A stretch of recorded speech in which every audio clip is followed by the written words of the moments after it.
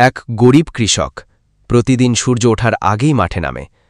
সে ক্লান্ত শরীরে কাজ করে, অথচ ফসল খুব কম হয়। গ্রামের কিছু লোক মজা করে বলত, তোমার এত দোয়া নামাজ কিছুই তো কাজে আসে না। কিন্তু কৃষক কখনোই ভেঙে পড়ত না। সে বলত, ফল আমি চাই না, আমি চাই বরকত। ফল তো আল্লাহর হাতে। একদিন হঠাৎ ঝড় আসে, মাটির সাথে মিশিয়ে দেয় অনেক জমি। সবার জমি নষ্ট হলেও সেই কৃষকের জমি ঠিক থেকে যায়, সবুজ প্রাণবন্ত। সবাই অবাক। কৃষক মাথা নিচু করে বলল, আমি জমি না, মন রক্ষা করতে চেয়েছিলাম।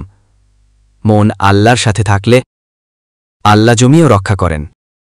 ফল চাও না, বরকত চাও, কারণ ফল শেষ হয়, বরকত চিরস্থায়ী। এই ধরনের বাস্তব ও আবেগময় গল্প নিয়ে আমরা নিয়মিত ভিডিও তৈরি করি। যদি আপনি সমাজের অন্ধকার দিকগুলোকে আলোতে আনতে চান, তাহলে এই চ্যানেলটি আপনার জন্য। চ্যানেলটি সাবস্ক্রাইব করুন এবং সচেতনতার এই যাত্রায় আমাদের সাথে থাকুন।